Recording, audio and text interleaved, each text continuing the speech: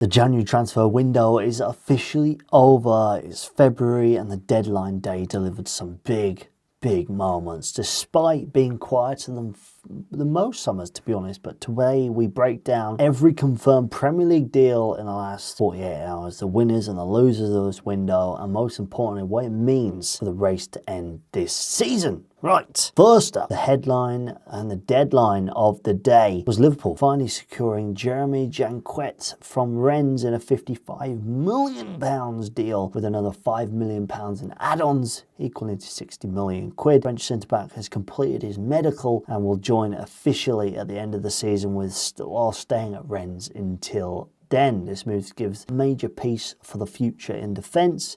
Meanwhile, Crystal Palace have smashed their transfer record with Jurgen Strand-Larsen. We know that Leeds United put an offer in for them, but unfortunately Crystal Palace was back into it, around £48 million. That's a huge piece of business in January, genuinely. And obviously, as they look to boost their firepower in the striker position, Jurgen Strand-Larsen fits the outfit very well. But Merseyside derby is dynamic. Everton bought in Chelsea youngster Tyreek George on loan for the rest of the season as they look to freshen up their attacking options, which right now I think Everton need some fresh legs on the pitch. But other confirmed Premier League moves, we all know that Angel Gomez has joined Wolves on loan. Adam Armstrong has also moved to Wolves, and Nilson Aguero signed Sunderland for around £17.5 million.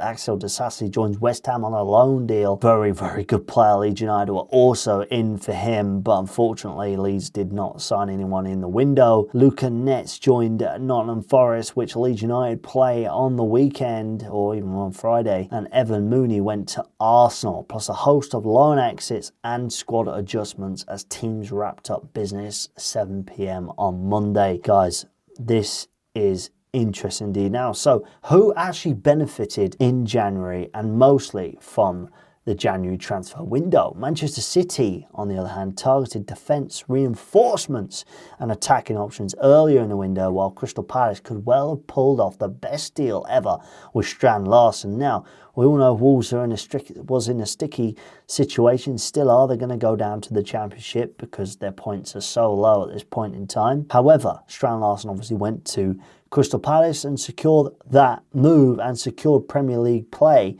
for him. But Liverpool have done some long-term defensive talent, and Arsenal quietly improved the balance with lesser-known additions. On the flip side, a few clubs spent little on deadline day and may regret lack of reinforcements if injuries mount, like Leeds United. We all know that DCL, Metcha, they're very prolific injury players, which it sucks, to be honest, because my team, Leeds, I think it needs to be improved upon. Leeds United needed additions. They needed a centre-back, a goalkeeper and another attacker, especially to back up the main striker at the moment, which is Dominic Calvert-Lewin. But guys, let me know your thoughts on that one. Crystal Palace now have the firepower to stay out of relegation, which they never were really. They always like to stay in front and mainly in the middle of the table. Everton's loan signing gives attacking depth without the big outlay. With the window shut, now clubs have to make do with what they have unless they tap into the free market,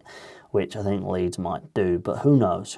That wraps up the final of the Premier League deals in the January transfer window, especially over the past 3 days. Let me know your thoughts. Who's your favourite signing? Which club that you support? And most importantly, let me know your thoughts on the January transfer window and how things move forward. Don't forget to hit the subscribe button, and I'll see you guys in a bit.